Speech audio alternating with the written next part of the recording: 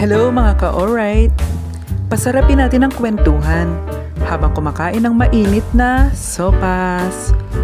Tamang-tama, maulan ngayon. Malamig ang panahon. Yung iba, kaya ka pang hanap. Wow! Swerte ng mga jowa. So yan na nga, nagpunta kami sa Hacienda Angulo.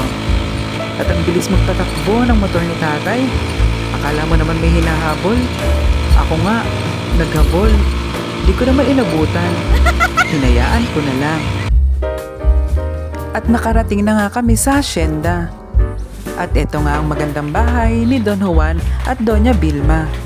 At eto na nga, dahil katapusan ngayon din ang araw ng paglilinis ng mansyon. Ito na nga ang kanilang papel sa mansyon, ang maglinis. O at least, baka masabitan sila ng kasipagan.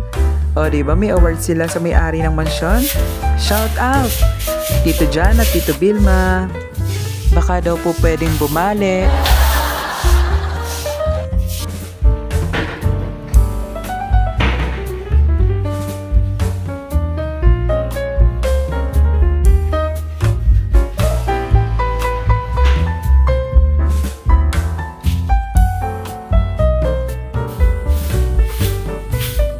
At ito na nga pala ang mamahaling sopa.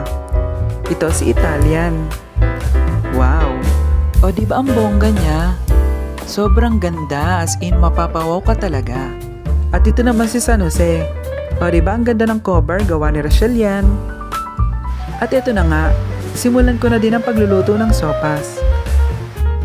Hiwain ko nga ang mga sangkap para masimulan ko na din ang pagluluto.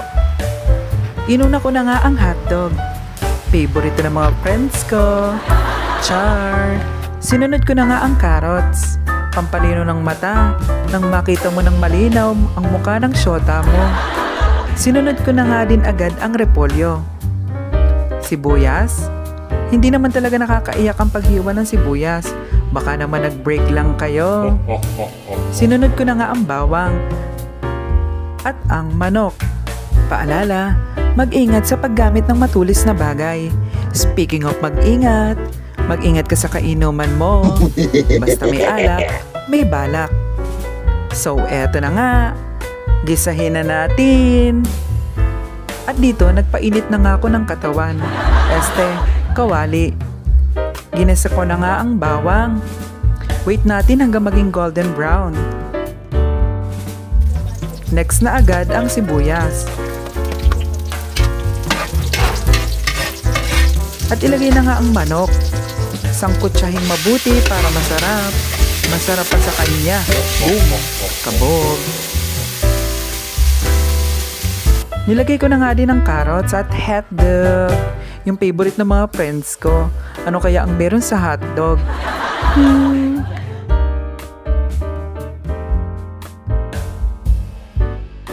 Hey nako!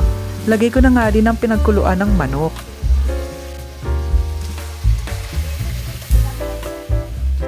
At ilagay ko na nga din ng pang-sabaw.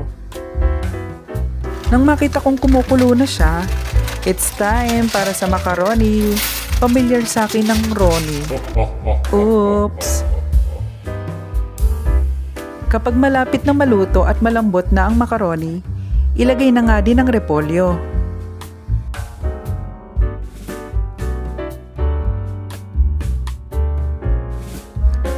At malapit na ngang maluto, ilagay na ang star at gatas. Yun ang nagdala para maging creamier and tastier.